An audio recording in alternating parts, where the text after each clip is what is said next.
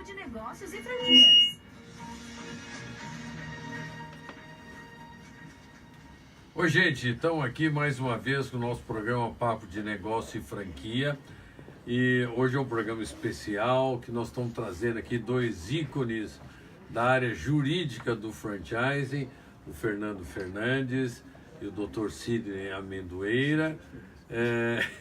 E nós já estamos com quase 60 programas, sempre trazendo aqui muitos franqueadores e gente falando de economia, de tudo, mas agora a gente está abrindo para discutir um pouco os aspectos jurídicos que são muito ricos no sistema de franchising, que já tem mais de 30 anos no Brasil.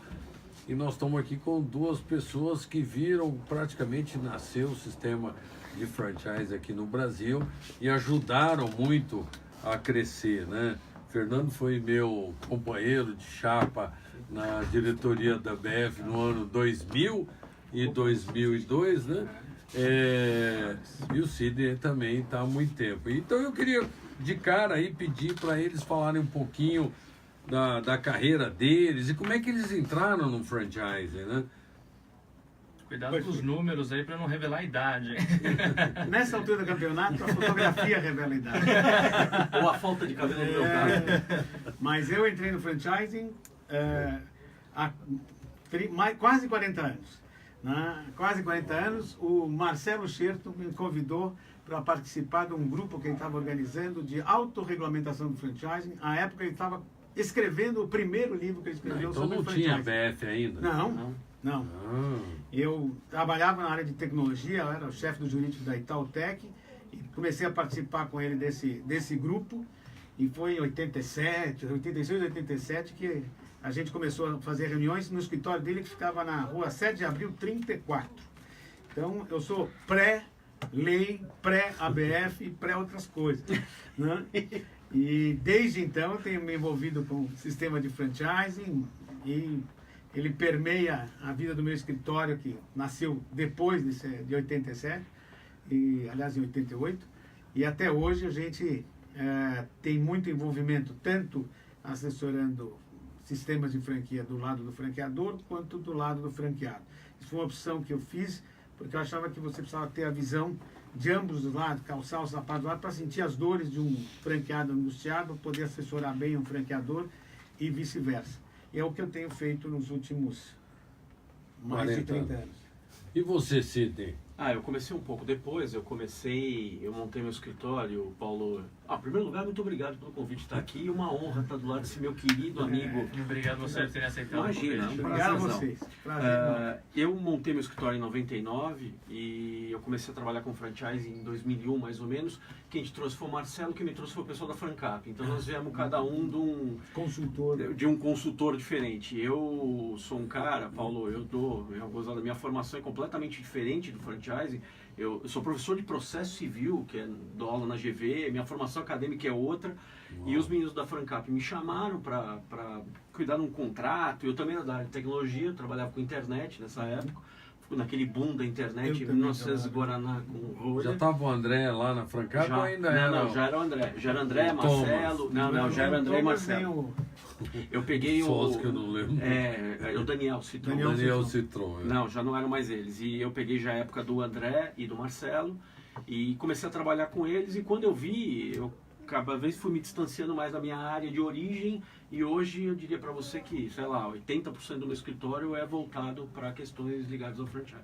E como é que vocês veem, já falando aí de toda essa história, a evolução do franchise no Brasil em relação àquela época que a gente começou e em relação a outros países, né? Como é que vocês veem? Bom, certamente os 30 anos foram um período de evolução no mundo inteiro, em especial no Brasil. O Brasil abraçou essa alternativa de expansão de negócios e passou a se mirar no modelo estrangeiro, participou ativamente, influenciou, inclusive, as discussões do modelo de franchising, e hoje é um paradigma na América Latina, em especial. A ABF participou ativamente, por exemplo, da organização do World Franchise Council, que aproximou a Europa dos Estados Unidos, que tinha a International Uma distância grande, que tinha uma distância grande, tinha dificuldade. Posteriormente, a ABF foi uma das estimuladoras da organização da Associação Ibero-Americana de Franchise, que as duas estão aí até hoje, estimulando reflexões sobre franchising, aperfeiçoamento do sistema. E no Brasil, a gente testemunha um processo de profissionalização inigualável, né? A gente tem sistemas muito, muito bem estruturados. Nós temos uma lei que, no Brasil, ela teve a felicidade de ser genérica o suficiente para dar liberdade para o empresário organizar o seu sistema sem as mesmas restrições que, por exemplo, se encontra no sistema americano, que ainda, por cima, é sofisticado pela existência de leis estaduais muito rígidas. Mas aproveitando o gancho aí, por que a gente não consegue passar a nova lei de franchise? Nós estamos... A lei de 94 já tem 24 anos. Estamos em vias dele. Mas 24 anos eu acho que não houve nenhuma mudança. Não. Nós fizemos essa lei, eu participei, você também, lá em Brasília. Foi no início, foi no final da década passada, eu acho. Não chegou nem a... Foi no final da...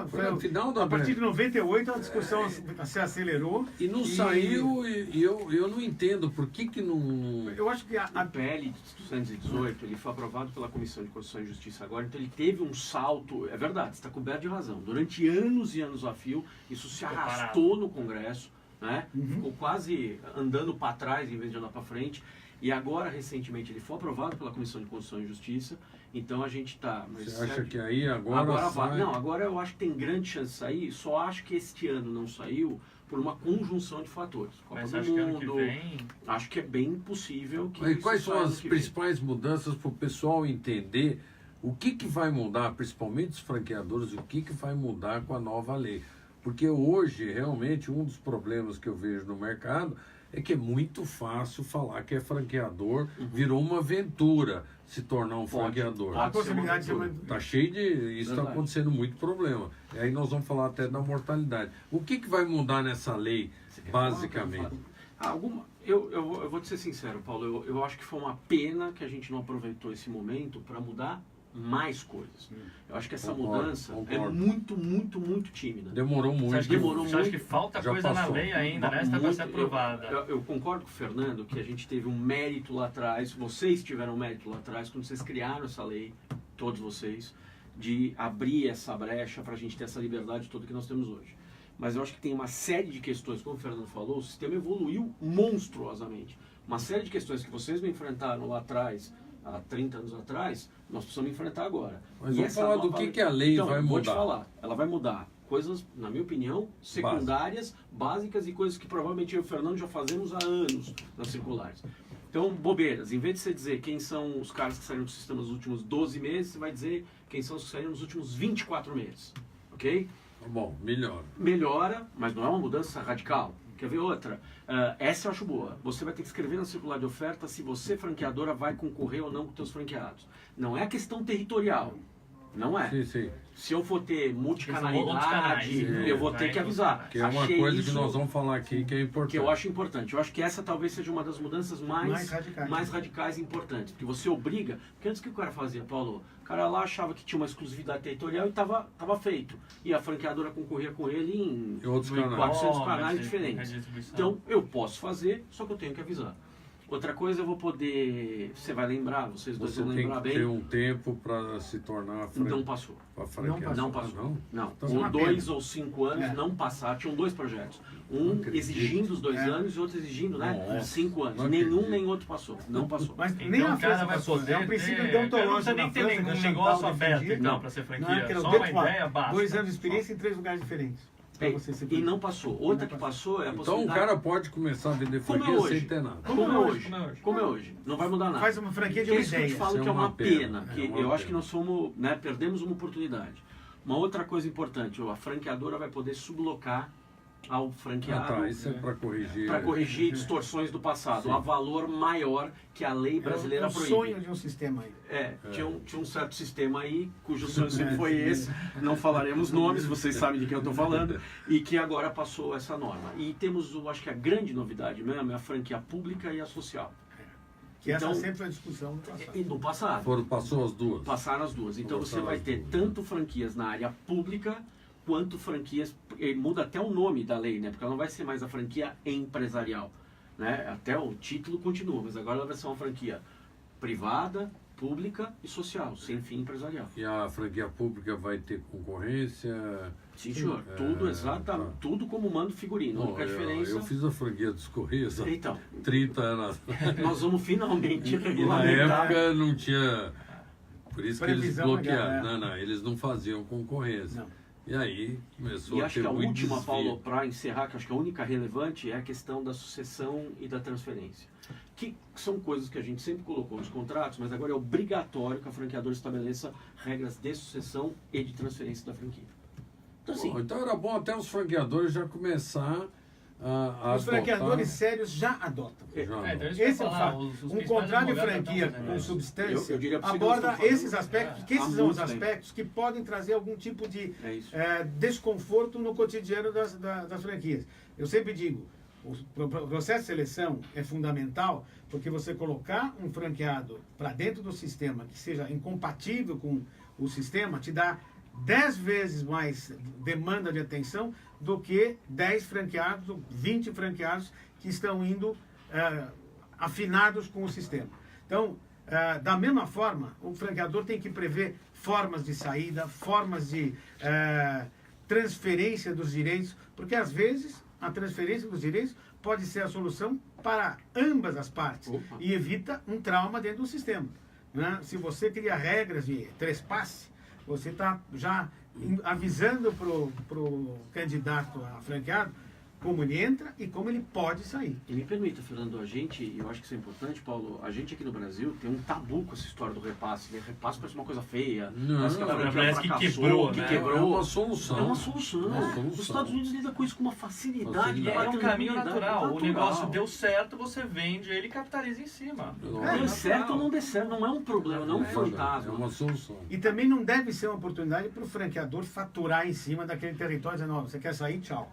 Não, você criou uma mais-valia, dá para você negociar essa mais-valia em determinadas pode ser bom condições. para todos. Fazer que Vai nem ter shopping, algumas né? outras coisas bobas, Paulo, como avisar a multa. De novo, coisa que a gente faz há muitos anos, Fernando. Né? Então você vai ter que escrever qual é o tipo de multa que você vai ter no contrato e se tem compra mínima. Lembrei, eu estava lembrando, faltava uma. Se você exigir compras mínimas, você vai ter que avisar antes.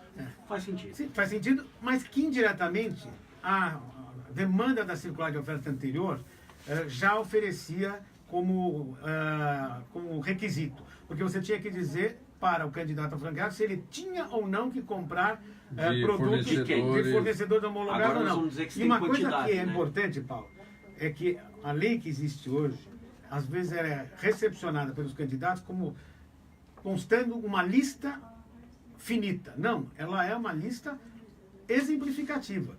É o mínimo que nós sempre dissemos que alguém tem que conhecer para tomar uma decisão, para formar sua própria convicção. Mas o candidato que estiver nos ouvindo tem que pensar o seguinte: de posse dessas informações, eu posso ter dezenas de dúvidas que eu tenho que sanar com o meu franqueador. E se o franqueador é impermeável a sanar essas dúvidas, bom indício que você deve procurar outro sistema. Porque o sistema de franquia é um sistema que vive de transparência, vive de estímulo à governança. A governança é eu presto contas do meu cotidiano, do encaminhamento que eu estou dando ao sistema. Então, a lista dá oportunidade para o franqueado de encontrar outras questões que ele precisa conhecer antes de formar a convicção. Falando de franqueadores novos, a gente abriu a discussão com as melhores práticas na COF. Por que vocês acham que a mortalidade dos franqueadores hoje às vezes é maior que a de franqueados? No fundo, a gente fez uma pesquisa que mostrou o seguinte: apenas 24% de todos os franqueadores que entram no mercado conseguem passar de 20 unidades. 76% nos últimos 12 anos nós levantamos, não consegue passar. Eles ou ficam até 20 ou saem do sistema de Eu franquia. li. E aí o cara Achei acaba interessante. desanimando, e não cresce e desanima, porque não ganha escala. E apenas 10% passa de 60 unidades. Aí que a gente quer entender isso, porque é muito fácil você se tornar um franqueador. Agora é muito difícil você se tornar um franqueador de sucesso. Perfeito. Absolutamente correto. Também acho. Eu acho que vale a pena mencionar um livro que eu gosto muito de um sujeito chamado Ichaka Dizes, que fala do ciclo de vida das organizações. Né? Vale a pena, eu recomendo que as pessoas leiam. E ele faz um paralelo entre o ciclo de vida do ser humano e o ciclo de vida das organizações, que você começa com um exemplo muito rico. Ele fala assim, meu filho hoje trocou 8 vezes a fralda. Você fala, que normal, né? Não, meu filho tem 23 anos. Então, o que acontece você não pode ter, em determinados momentos da vida da organização, procedimentos que sejam de uma criança. Coisas que se justificam no início da operação, Não se justificam depois. né, não se justificam depois. O que acontece com o sistema de franquia o sujeito tem até um negócio virtuoso, ele não tem a dimensão de que ele colocou um novo produto na prateleira que não se confunde com aquele que ele está entregando para o público, que é a franquia, e ele não investe o mesmo tempo e atenção nesse novo produto, passa um determinado volume de unidades, ele não tem capacidade de gestão. Ele nunca desenvolveu essa capacidade de gestão. Ou seja, diferentemente do ser humano, o ciclo de vida das organizações permite que, em determinado momento, ela se revitalize e continue. Apesar do fato que, se a gente for olhar para as 500 maiores de 1970, deve ter 20 que estão existindo até hoje. Não, porque elas são transformadas, incorporadas ou mortas. Mas o fato o franqueador, ele é uma pessoa que tem o produto fim e tem um produto franquia, para o qual ele tem que dedicar atenção para poder passar nesses degraus, nesses patamares. Sim. Senão ele vai encolher, vai desanimar e até sair do sistema. Me permite uma coisa, Paulo, eu queria fazer uma observação nesse ponto que eu acho que é importante. Eu acho que a gente tem alguns fatores aqui. Nos últimos 2 anos houve um decréscimo do número de franqueadores. Até então, como a tua própria pesquisa mostra, a gente tem um número quase que exponencial de crescimento de franqueadores aqui no Brasil. Eu acho que esses 2 últimos anos, o que a crise fez, eu acho que a crise tem um dedo importante nisso, ela ajudou a gente a depurar franqueadores que entraram de uma maneira talvez não tão preparada, foram ousados demais, ou até alguns até beiraram irresponsabilidade. Eu acho que isso é uma coisa, acho que isso é um caminho. Outra coisa, e eu vejo com bons olhos isso, não acho que é um lado ruim, eu acho que é um lado fantástico. Eu acho que a gente tem menos marcas com mais unidades. Se você notar, caiu o número de quantidade de franqueadoras, mas nós aumentamos o número de unidades. Sim. Então, se um sistema maduro, ele passa a ter mais saudável. mais saudável, ele passa a ter menos marcas com mais unidades, mais saudáveis, mais fortes. Isso é um fenômeno. Então, crise versus depuração do sistema. E acho que o Fernando tocou num ponto, que é a questão de fusões e aquisições que acontecem por conta da crise. Acho que isso é importante. E a gente tem um fenômeno acontecendo direto, que é essas criações de holdings de franquia. Sim. Que a gente tem visto acontecer. Nos Estados Unidos já é um fato. É um fato Fundos consumado. que compram sistemas de franquia que têm potencial, mas que estão negligenciados, não estão sendo bem usados. Vira uma oportunidade. Vira uma oportunidade E para aí ele entra e a coisa se alavanca de uma maneira e ele sabe alavancar. Exatamente. E nós estamos vendo esse fenômeno acontecer. Então, Paulo, eu vou te ser sincero, eu acho que essa mortalidade, ela é bastante salutar. Eu acho que nós vamos sair disso com um sistema muito mais forte. Não, isso é salutar também no sentido de que o cara que é um franqueador despreparado, ele não consegue fazer muito dano no mercado, que a gente chama de voo de galinha.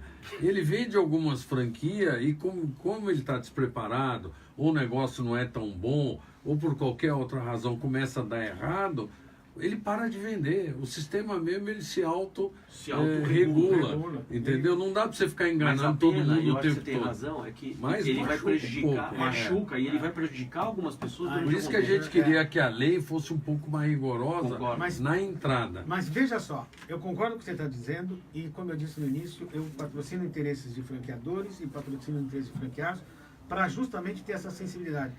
Eu fico surpreso com a facilidade que os franqueados que me consultam verteram muito dinheiro. E do ponto de vista deles, imensas somas de dinheiro sem ter consultado ninguém. Só vão procurar uma assessoria jurídica quando está fazendo água, quando está dando errado.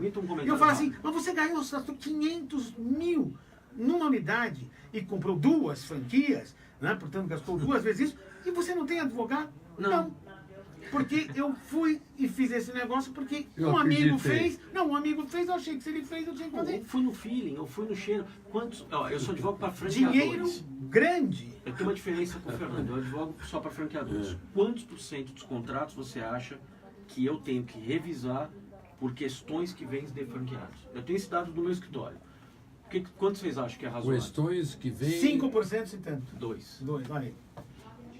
Entendi. Dos 100% de contratos que eu emito no escritório para todos os franqueadores que eu atendo, As pessoas aceitam dogmaticamente aquilo que é 98% proposto pelo vai franqueador. assinar e engolir. E eu sempre digo para os meus clientes, Não tem cabimento. você não vai mudar o contrato porque ele não é bem feito. Porque um contrato que vem do escritório do Dr. Sidney é sempre bem feito. Muito Você, obrigado, muito você vai mudar esse contrato porque ele vai ser adaptado às suas Realidade, circunstâncias. é Às suas circunstâncias. O tamanho do seu negócio, o local onde ele vai ser instalado, o compromisso que você assume. Tá Então, certo. isso você vai discutir e falar assim, eu tenho um lugar perfeito, mas ele custa um pouco mais do que a média. Vamos administrar os primeiros meses de Isso. contrapartida? Isso você dá para negociar? Claro Claro que que dá para dá. negociar. Porque o franqueador... Já é negociei com sensível. você mais de uma vez. Exatamente.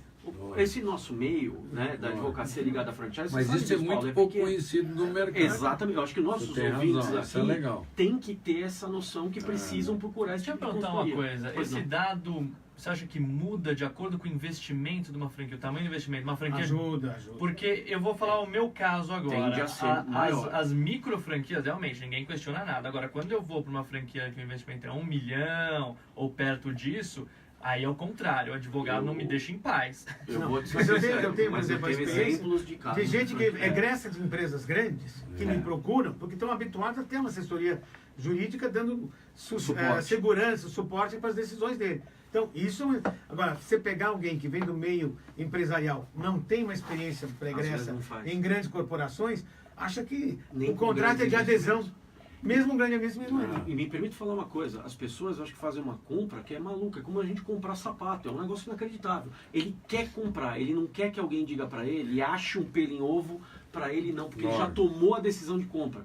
É maluco nesse nível a E coisa. tem mais um segundo aspecto que eu acho que é super relevante para os candidatos a franqueado. Eles se sentem ungidos por um franqueador que os aceita no sistema. Né? E fala assim, mas Mas você é é mais... mérito do franqueador, Não, sabe? Aí você só vai não, vender.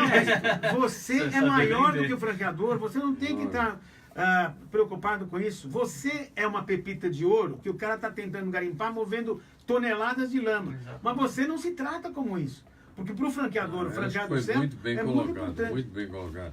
A gente queria até aproveitar e discutir um pouquinho algumas cláusulas que eu acho que Os causos. são as mais importantes nos contratos de franquia e que realmente eu acho que pode dar margem aí à discussão. Primeiro, a cláusula de sigilo e não concorrência. A gente tem visto muitos franqueadores que perdem franqueados com muita facilidade, troca bandeira, mantém o mesmo ramo, muda um pouquinho lá a cor para não ficar igual e tal, mas o cara passa a vender praticamente o mesmo produto. E muitos desses caras ainda viram franquia depois. Não, muitos. Temos casos- Eu conheço casos que sim. o cara virou franquia e o franqueador quebrou e E ele ele tá lá. foi Tá lá, embora. ele deslanchou. Me permita Não. uma coisa rápida aqui. Isso é a menina dos meus olhos de tema, assim, é um dos que eu mais gosto e vou te ser sincero, eu acho assim, o que está acontecendo no Brasil? A cláusula de não concorrência é válida sim. Os nossos tribunais entendem, porque entenda uma coisa, a ideia de livre concorrência constitucional, ela não é ilimitada. Nenhuma garantia é absolutamente ilimitada. Então, o seu direito de concorrer comigo, ele encontra certos limites. Um deles é o know-how que eu lhe cedi para você, e aí você não pode usar esse know-how para competir comigo. Então, isto é Em aceito. suma, você não deve fazer piquenique na minha sombra. É isto.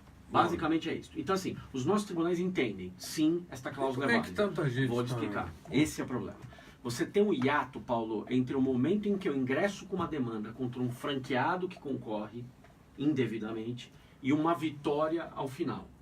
O que eu faço para tentar encurtar esse prazo? Existem isso já. pedidos liminares, de antecipação de tutela, cautelares que eu posso pedir para tentar, de alguma maneira, fechar um franqueado. E é aí que a gente encontra algumas barreiras. Porque um juiz, de modo geral, e eu atuo como árbitro, eu já julguei causa de franquia e me pediram essas liminares, eu vou te confessar, é algo muito difícil de conceder.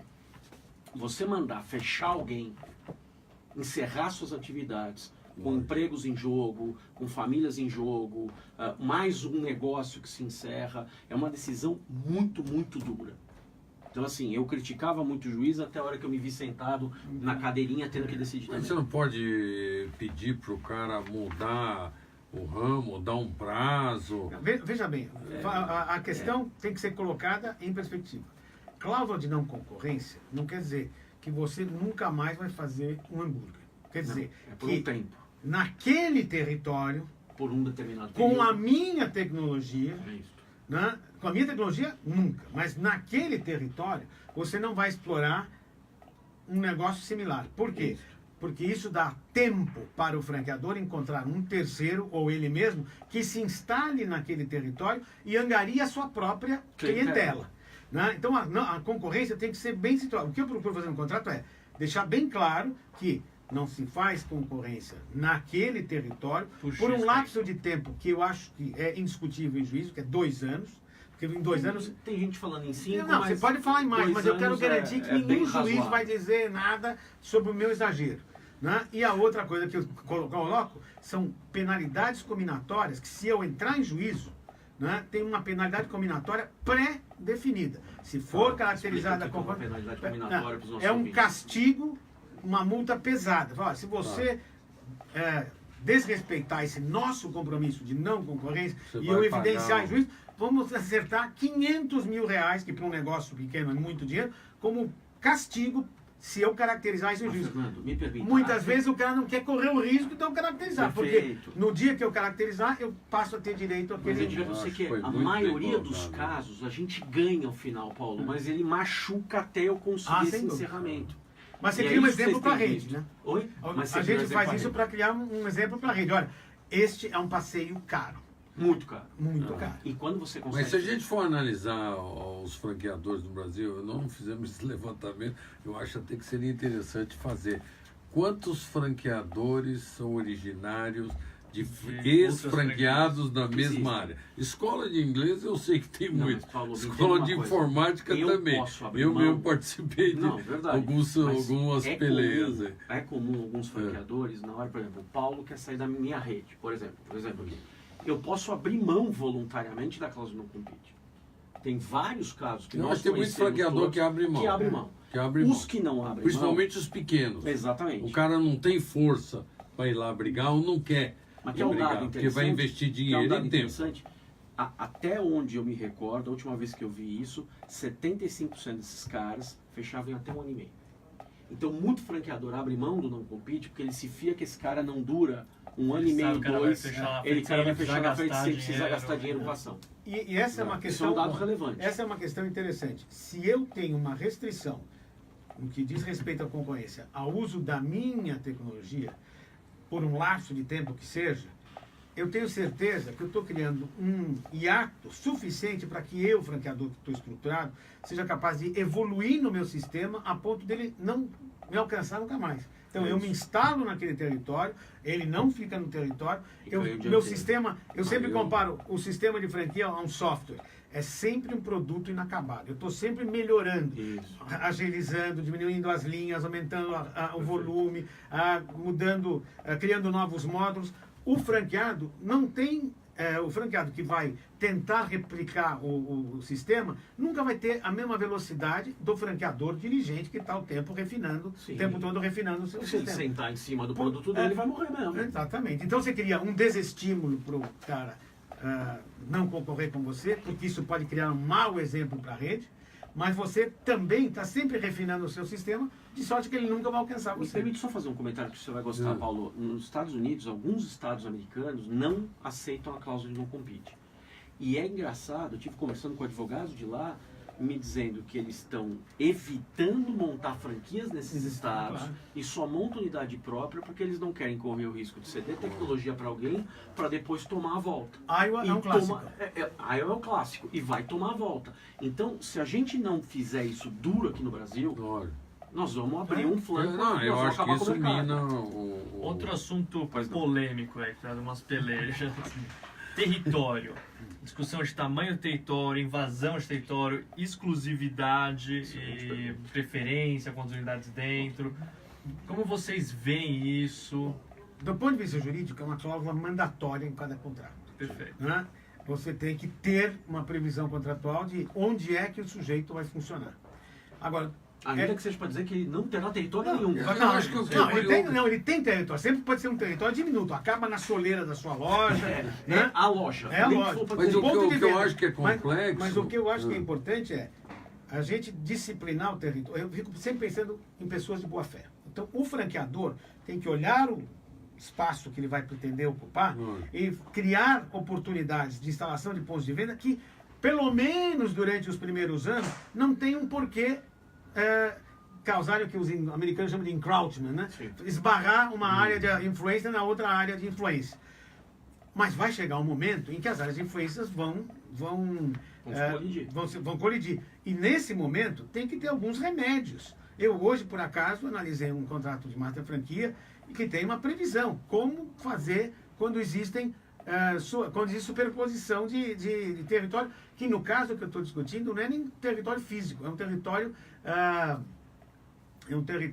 de carteira de clientes, porque você atende redes e, com serviços e elas podem estar na área de influência de um outro franqueado. O que eu acho que era legal discutir era a validade de você dar uma exclusividade, mas você ter uma série de cláusulas que o franqueado pode perder aquela exclusividade se ele, por exemplo, ele não explorar adequadamente, você deixar bem claro que metas que são, se o cara não está te pagando, e aí uma maneira de você tirar ele da exclusividade e colocar um outro, já que o sistema legal é tão complexo e difícil, mas veja bem, isso pode, né? O que é importante é prever. O sistema jurídico dá suporte a uma previsão razoável.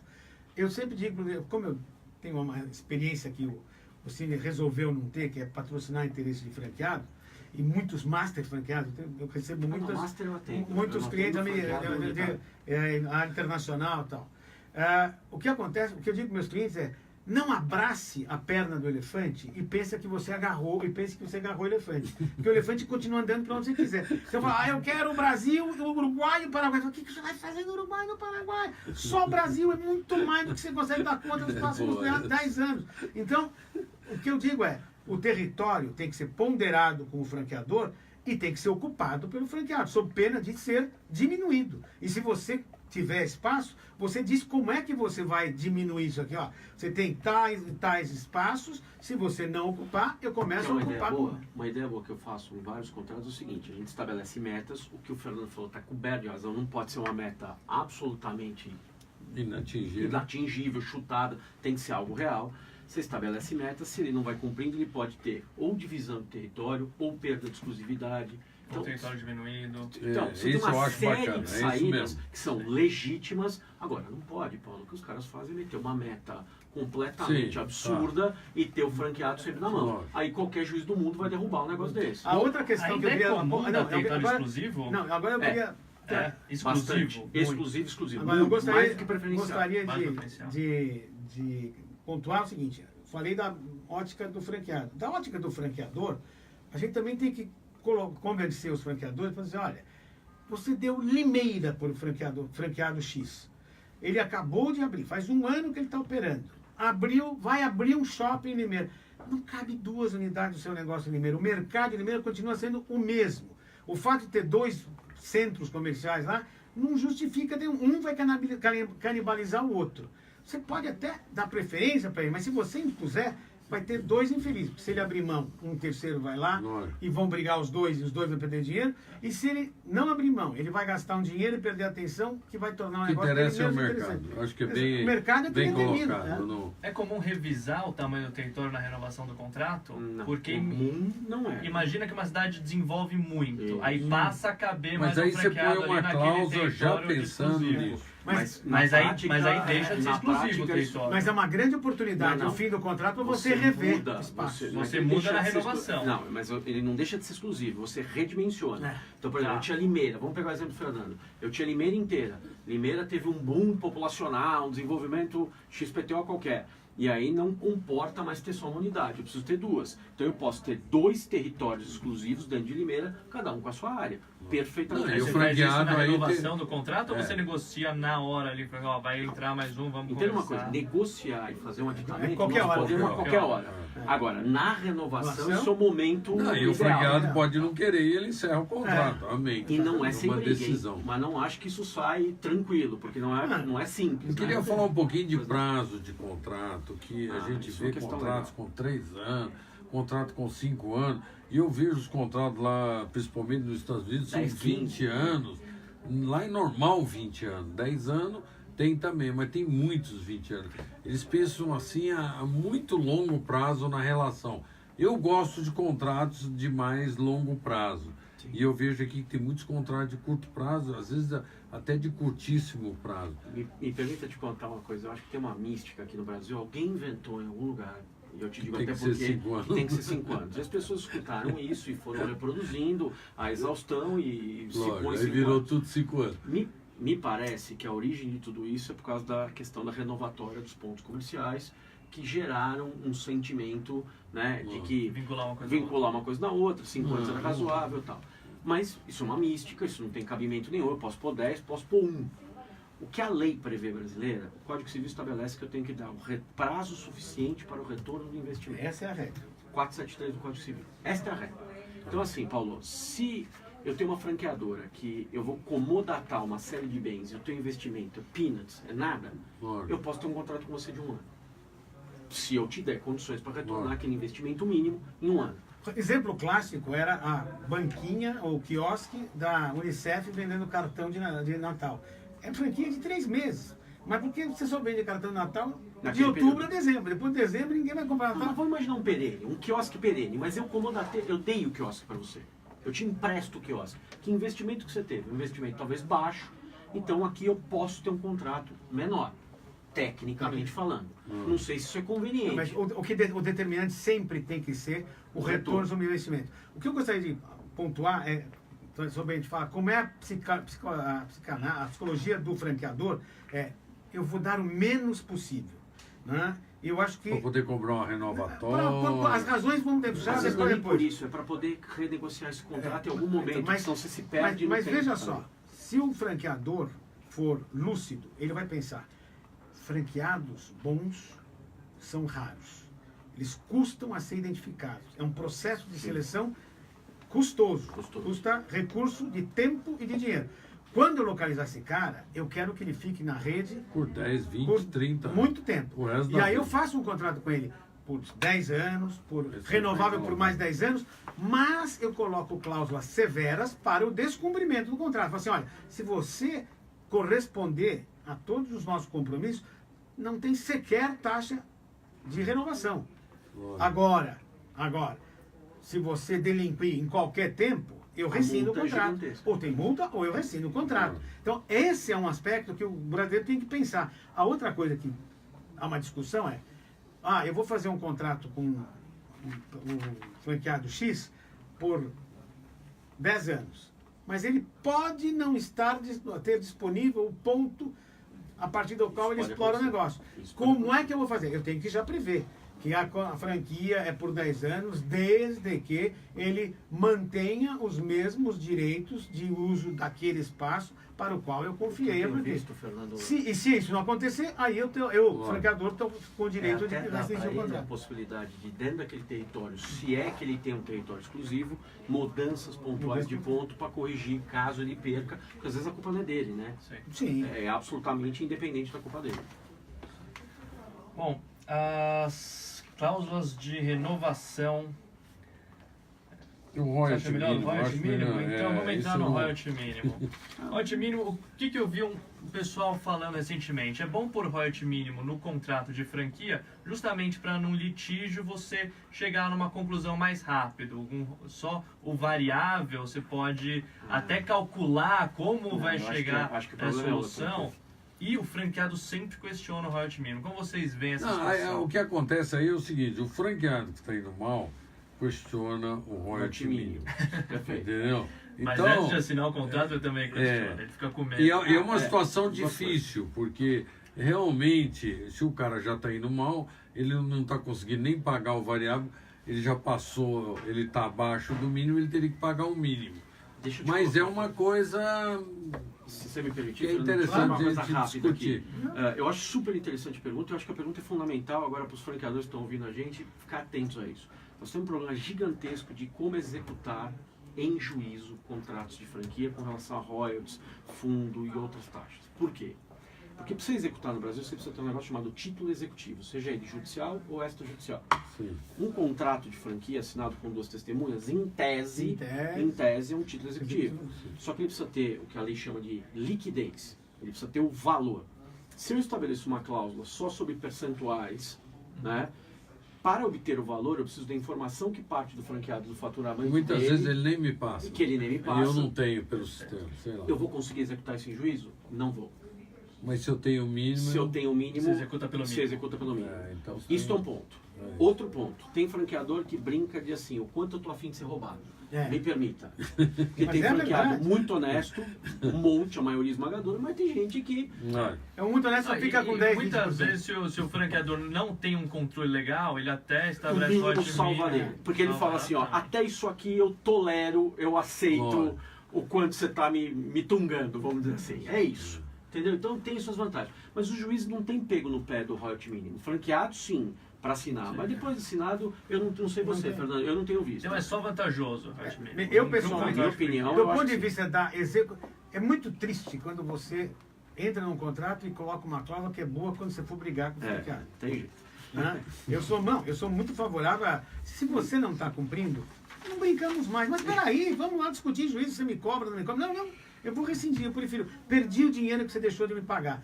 Mas eu sou contra, conceitualmente, o royalty mínimo por uma razão. Porque o royalty é a remuneração da bem-aventurança que o teu sistema proporciona para o franqueado. Então, se for muito grande, eu recebo muito. Se for muito pequeno, eu recebo pouco. O royalty mínimo virou um aluguel. Né? Um aluguel do espaço que eu posso usar ou posso não usar adequadamente. E por que eu acho que nos casos de franquia isso tem razão de ser? Porque tem um compromisso que pode não estar nem consignado no contrato, mas que é inerente à relação de franqueado-franqueador, do franqueador dar suporte para o franqueado ele tem uma para que estrutura ele para isso. chegue, Estrutura para isso. para que ele resulte, para que ele aplique adequadamente aquele conhecimento Então que você foi não colocado à conta. disposição. Eu prefiro, acredito usar. no variável, e já, claro, eu convivo com o que o meu cliente... Por exemplo, eu sou visceralmente contra quando o cara fala, eu não vou cobrar royalty nenhum, eu vou colocar no produto. Não, isso eu sou radicalmente Por contra. razões Isso é uma coisa que a gente ia perguntar. até de razoabilidade. Se eu coloco no produto, eu submeto essa remuneração a uma tributação muito mais Completa, onerosa, que é a exatamente. ICMS, vis-à-vis aquela que tem como fato gerador o royalty, que é o ISS. Então já não é. Mas assim eu tenho que discutir. Eu falei, mas a margem do produto, você, fabricante, determina. Mas Você- e o contrário que está acontecendo também? A gente sabe. Bom, mas isso não, aí. De também não muito pode. franqueador que vende produto que aumenta bastante o royalty E para diminuir o produto. produto E pagar menos surpreendentemente imposto. os franqueados não reclamam. Não reclama. Nenhum É recurso. surpreendente isso. É um tema que eu prefiro até não comentar. Eu só diria para você o seguinte, quem o está fazendo Você não quer se precisa meter nesse... abrir muito o olho. Eu acho que isso nós É. podemos dizer aqui. Quem está fazendo isso tem que abrir o olho porque pode estar correndo um risco tributário Muito gigantesco. grande. Muito E aí a Eu também rede acho. inteira Vai Vai padecer. pagar vai e pagar padecer, caro. e vai pagar caro. Porque se o fisco entrar numa discussão dessa, a coisa complica. E tem outra, hein? Se eu jogo tudo dentro... Agora vamos pensar, Sim. voltar no contrário. Se eu jogo tudo dentro do produto, there's no free lunch. Quem é que está pagando a franquia? O fisco pode ir lá e arbitrar e falar, e aí? Quanto? E aí não é o fisco estadual, o fisco municipal. Onde está o meu Onde é que nessa está história? o meu ISS? O meu ISS, O meu que aí ISS. nós vamos discutir se isso é possível, não, se é constitucional ou não. Mas você percebe como é uma brincadeira cara, Paulo? E por aí, não pode. Tem que tomar muito Vou fazer uma cuidado. pergunta relevante também, agora comparando. Vou sair um pouco do contrato de franquia, não sei Tá se bom, tinha não, uma era relevante aqui, basicamente. mas comparando franquia com licenciamento.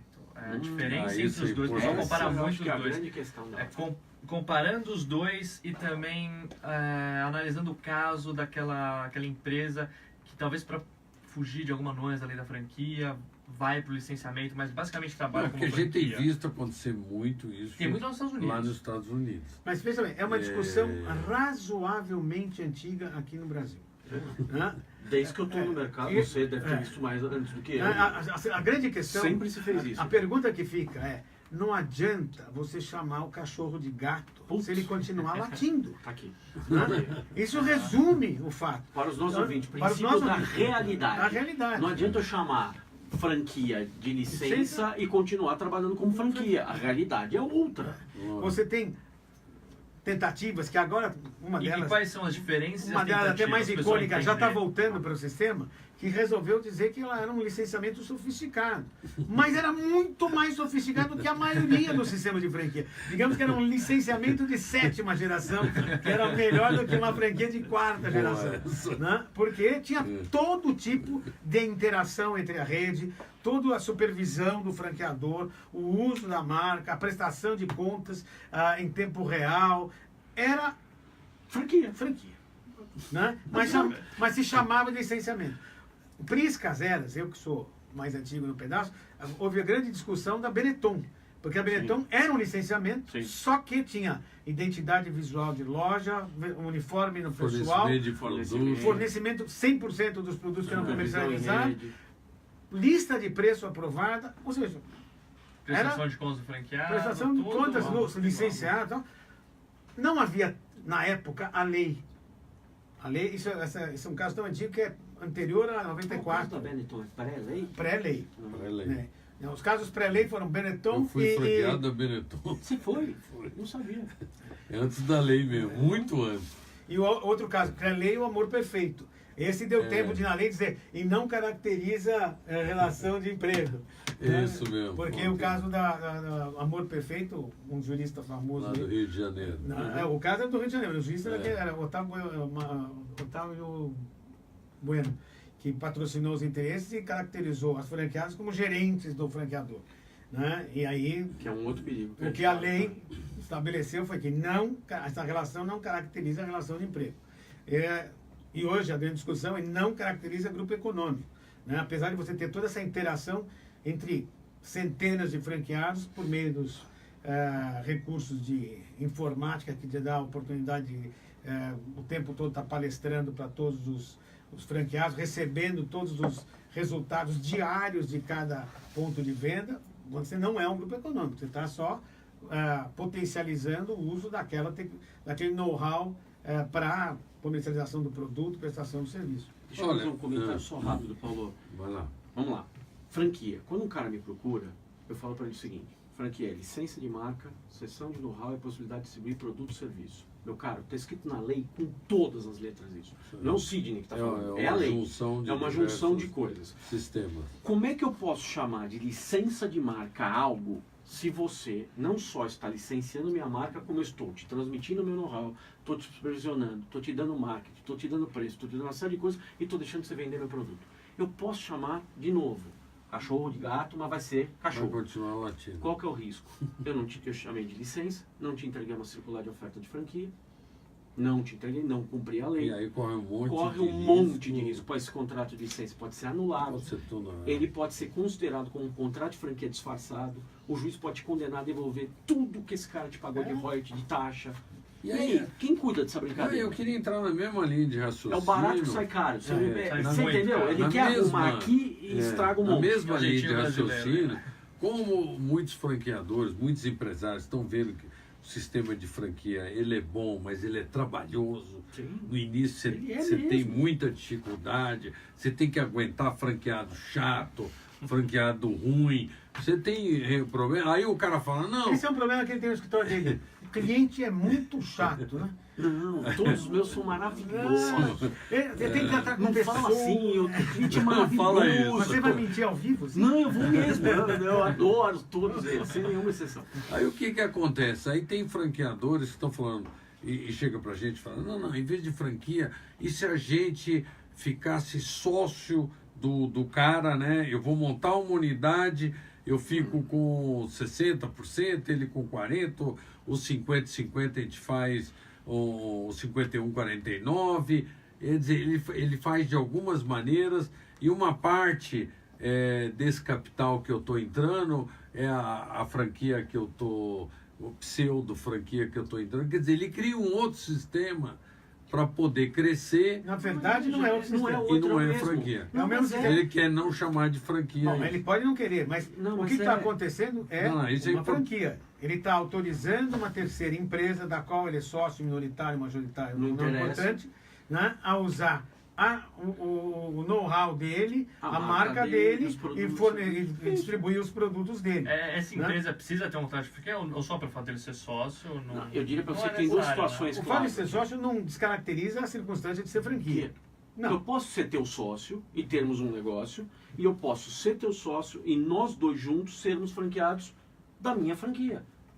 As duas coisas são perfeitamente possíveis. Então, é possível. Mas, por exemplo, o Coco Bambu, vamos dar nome aos bois. Ele está descaracterizando um sistema de franquia, colocando sócios. Ele não tem contrato de franquia. E ele não é nem majoritário, não é franqueadora. Ele está entrando sócio em todas as unidades. Eu não conheço perfeitamente o caso do Coco Bambu, mas o que eu estou dizendo é o seguinte: o fato de eu ter sócios em diversos restaurantes em rede não quer dizer que isto é uma franquia. Perfeito. O Coco Bambu, por exemplo, de novo, sem conhecer a causa, ele pode ter perfeitamente 50, 100, 200 unidades, cada uma com sócio, ter um grupo até econômico ligado por sócios, tal, sem ser uma franquia. Isso é uma coisa. E ele pode, inclusive, capitalizar a participação dele nessas empresas com parte do know-how dele ou com o resultado que ele não venha retirar. Uma série de coisas. Agora, eu posso ter um outro caminho, eu sou um franqueador, e eu quero participar ativamente, quero ser sócio de alguns dos negócios. Então eu vou ser sócio seu, do Paulo, do Fernando, e a PJ com você, com você e com você, assina um contrato de franquia. Eu ganho nos dividendos. Isso tem muito franqueador fazendo isso. E eu posso, para crescer mais rápido. Mais rápido. Eu posso abrir mão de uma taxa inicial de franquia e uso esse dinheiro como forma de capitalizar e ingressar na sociedade com cada um. E tem franqueador fazendo isso para ter mais controle, sobre a rede, mais força sobre a rede. Especialmente nos pontos que são mais relevantes, mais pertinentes. Porque a gente sabe que o franqueado, depois de algum tempo, muitas vezes até rápido, ele tenta criar voo solo, ele tenta não seguir exatamente o que você manda ele fazer, por mais que você queira. Tem lógico aquela que você tabelinha que grava das etapas de vida do franqueado, e uma delas franqueador é Deus, franqueador não sabe nada. Não sabe nada. É igual filho, né?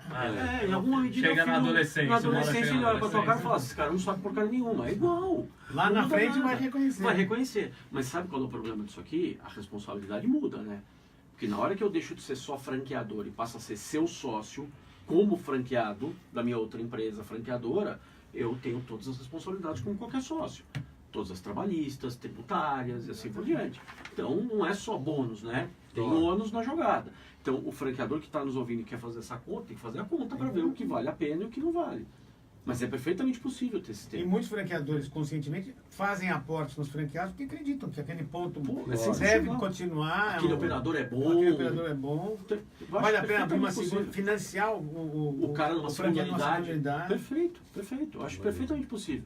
E o que a gente tem visto muito é esse outro lado que o Fernando falou. É também relações que antigamente eram de emprego, que estão se modificando, se sofisticando e estão virando micro franquias. Sim. Não é?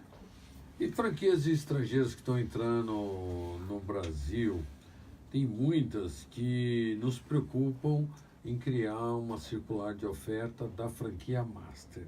Isso é uma discussão que eu já vi que às vezes o pessoal diz que tem que ter uma circular, ou até a oferta você não precisa, na hora que você fecha, aí você deveria fazer, porque de qualquer maneira você está vendendo uma franquia dentro do Brasil, que é que nem um americano lá. Se eu vou vender uma franquia lá eu não posso nem ofertar a franquia se eu não estou registrado. Aqui, pelo que a gente entende, você pode ofertar, mas se você for fechar um contrato, antes de fazer mesmo um contrato master, você deveria fazer uma circular da franquia master. Eu vou ser bem sincero, eu sou tão preocupado com essa questão de circular de oferta, Paulo e Fernando, que na renovação eu entrego os circulares, porque eu entendo que depois de 5, 10 anos, a aquele modelo e o contrato Já mudaram mudou. tanto Aí você tem razão. que eu acho, apesar da lei... É uma segurança. E eu vou ser sincero, eu sei que a lei não obriga, eu sei que isso não é necessário, mas eu acho que é saudável para o sistema eu ofertar isso numa renovatória. Este é um ponto. Com relação à Master, se eu vou ofertar uma franquia no Brasil, salvo a hipótese em que eu vou estabelecer como lei de regência desse contrato uma lei estrangeira, na minha opinião, você tem que fazer uma circular de Master para ofertar a Master também. Então, se a lei for a brasileira... A lei é brasileira, está vendendo você, aqui no Brasil. Não, mas você pode vender... Você pode vender aqui no Brasil e Fora- estabelecer a O lei cara pode americana. comprar lá nos Compra Estados lá, Unidos, mas mas está a lei vendendo americana. para o Para o Brasil. Brasil. É, Mas- tem razão. É. Está começando o território brasileiro, Entendeu? mas no país de origem. No país de origem. Eu queria fazer 2 comentários aqui. Primeiro, quando o Cid mencionou da entrega da circular de oferta na renovação, eu acho que ela é uma ultra cautela, mas cautela e caldo de galinha nunca fizeram mal para ninguém. Mas tem uma outra razão para você entregar a circular de oferta, porque a circular de oferta ela está refletida no contrato que a integra. A circular de Sim. oferta contém o contrato, o modelo, o padrão. E o que o cara assinou. Se eu vou, e a regra é essa, querer renovar o contrato com o meu franqueado, de acordo com as regras então vigentes, que essa é a leitura que você encontra em todos os contratos, a renovação está sujeita à aceitação pelo franqueado das regras Vigentes na renovação. vigentes nos contratos Perfeito. que estão sendo oferecidos naquela época. Eu tenho que oferecer essa igualdade de oferta, mas ó, teu contrato reflete isso que eu estou oferecendo no mercado, por coerência. Apesar de você não estar mais apresentando o sistema, apresentando os fluxos de treinamento, de procedimentos, você está dizendo, ó, este novo contrato, que tem nuances e variações sobre aquele contrato de 5 anos atrás, 8 anos, espera-se que tenha, né? Porque, como eu disse, franquia e software são 2 produtos inacabados. evoluir, né? 5 e 10 anos depois, eu espero que o contrato esteja... Aliás, se for igual, Foi temos um problema. É um tema de preocupação. Né? Então, eu acho que nessa medida você tem que oferecer e você já deve estar com ela disponível. Sobre a relação com a empresa estrangeira. O que a lei determina para efeito de registro no INPI é que você receba uma circular de oferta da operação. Porque você pode ter, mesmo com a lei brasileira, você pode ter um contrato que discipline a outorga dos direitos de exploração do território brasileiro, Como desenvolvedor de como área. desenvolvedor de área ou como master franqueado, e um outro contrato que diga, ó, como franqueado, você vai operar um piloto sob estas regras que estão disciplinadas na minha circular de ofertas no meu país de origem. Pode ser qualquer lugar. Então, você... Está falando da franquia unitária, que é piloto, Não. que ele vai abrir? Não, o piloto vai estar sujeito a um contrato de franquia. Às vezes, as regras do contrato de franquia do piloto estão inseridas no contrato de master franquia. Mas pode estar... A Separado. maioria eu acho que Mas pode estar Mas separado. ele coloca Na dentro. verdade, eu tenho tido a experiência de separado, por quê? Porque o contratante estrangeiro do master franqueado vislumbra a possibilidade deste cara não vingar como master franqueado, mas ser um bom operador de 2, 3, 4 unidades. Então, fala, você continua operando no Rio, ou em São Paulo, ou em lugar de mas você não é mais master. O que Você eu não... faço é separar. Eu tenho a COF, o contrato de master, e os contratos sub-franquia. Então, ainda que eu seja o master Sim. e eu opere uma unidade exatamente própria, isso. eu tenho um contrato com o americano ou com o inglês, o que quer que seja, de master, e eu assino também um contrato sub-franquia. Unitária. Uma unitária separado. E se eu romper um, não necessariamente estou não rompendo o afeta outro. a outra operação. Em princípio, pelo menos. Mas o que ele está falando, que eu entendi, É que é você que pode- esse contrato de franquia que você faz para algumas pilotos que você vai abrir, que é normal o franqueador master abrir algumas piloto, unidades, né? ele tem uma outra circular separada para esse contrato unitário. Exatamente. Porque a maioria realmente no master, ele pode ou não englobar a franquia unitária. Então, pode prever que ele tem que abrir 2 unidades Ou nenhuma. ou nenhuma É mais mais difícil, remota. mas pode, né? Mas não, dependendo existe, sim. do negócio, né? Às vezes acontece Sim. de nenhuma unidade, mas é bastante interessante isso. Mas eu vejo que muita gente vai, assina lá fora mesmo Sim. o contrato de master, assina tudo lá em inglês e Com foro não tem lá, circular. com lei de com- lá, com tudo de lá. E válido, hein? E válido, e posso te dizer, e depois vai ter que se virar, porque vai ter que brigar lá fora, vai ser um problema. Se der confusão, vai ter que brigar lá fora. É que muitas pessoas se curvam à famosa cláusula SIC. Se quiser. Se quiser ser Master Franqueador do Brasil, tem que assinar o contrato aqui. SIC, é isso, tem que assinar o contrato aqui. Aí o cara fala, eu vou topar e vou operar lá. Que, aliás, acho que a grande discussão hoje no Brasil é essa. Se o contrato é de adesão, não é de É? adesão. Eu sempre digo que não é de adesão. Não é de adesão. E sou insistente. Eu também sou Contrato de cláusulas postas. Ponto. Eu inventei um jogo. Se joga num retângulo, gramado, as pessoas usam uma roupinha. Um grupo com uma roupinha, outro grupo com uma roupinha. Só os carinha embaixo do arco podem botar a mão na bola. Este é o meu jogo. Quer jogar outro jogo? Vai procurar a tua turma. Mas eu tive que fazer as regras desse jogo. Esse meu contrato de franquia são as regras para esse jogo. Que você joga um grupo com uma roupinha, outro grupo com outra roupinha. Ah, mas eu posso usar essa chuteira rosa?